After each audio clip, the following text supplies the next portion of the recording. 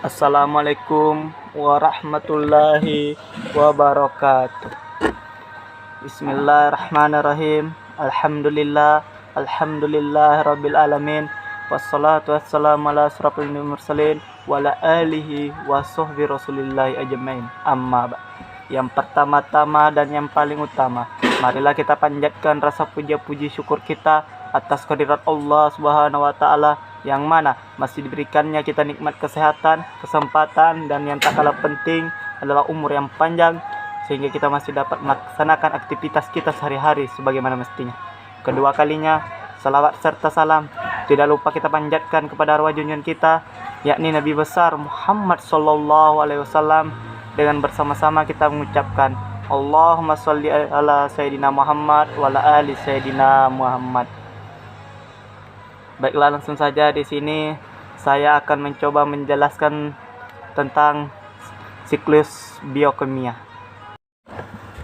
Nah, langsung saja saya masuki pembahasan saya tentang siklus biokimia. Nah, di sini ada 3 poin tentang siklus biokimia. Nah, poin yang pertama yaitu pengertian daur biokimia. Nah, yang kedua, poin kedua adalah ragam-ragam daur biokimia. Nah, poin yang ketiga ataupun yang terakhir yaitu contoh-contoh daur biokimia. Nah, di sini apa sih daur biokimia itu? Daur biokimia itu merupakan perpindahan unsur-unsur kimia melalui makhluk hidup dan lingkungan abiotik, tanah dan air. Dalam daur biokimia dikenal 2 macam. Apa saja 2 macam itu? Nah, yang pertama diantaranya daur evadik dan daur atmosferik.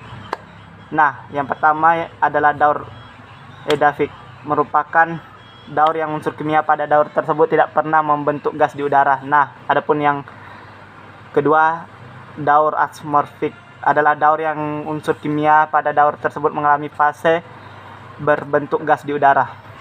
Daur biokimia berfungsi mengatur keseimbangan sistem.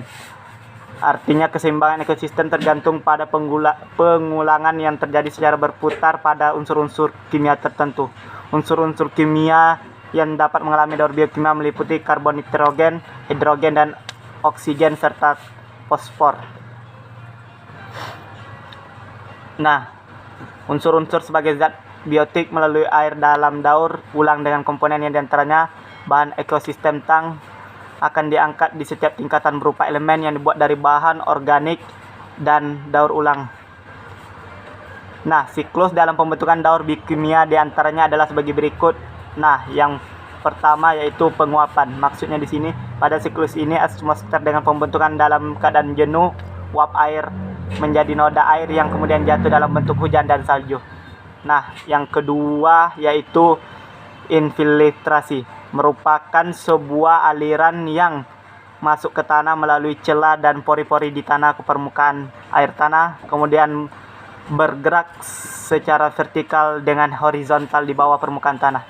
Nah, yang ketiga yaitu permukaan air, adalah sebuah limpasan dalam perbentukan biasanya diamati di daerah perkotaan dengan membentuk sungai utama pada permukaan di sekitar daerah aliran sungai menuju laut.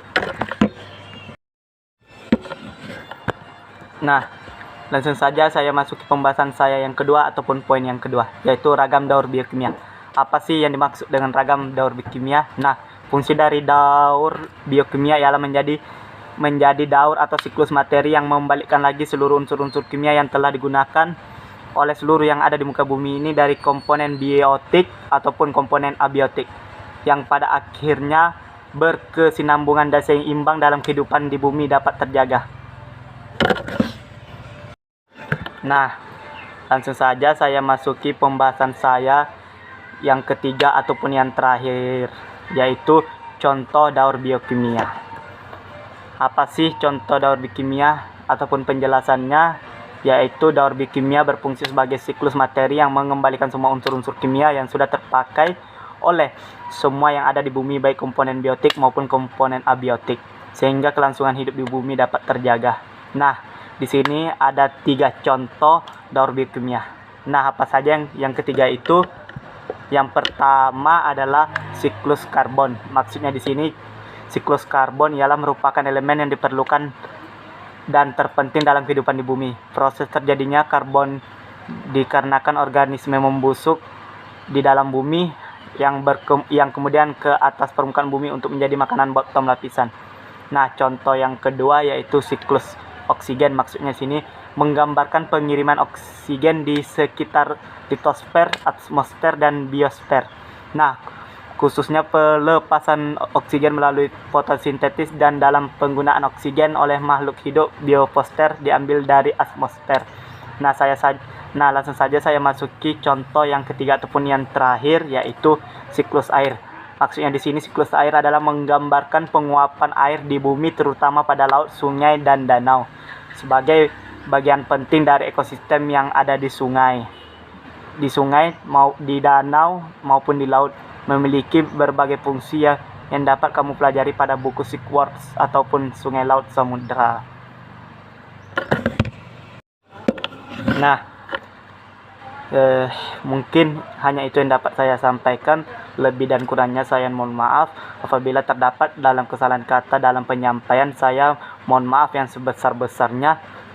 Sekian dan terima kasih. Wassalamualaikum warahmatullahi wabarakatuh.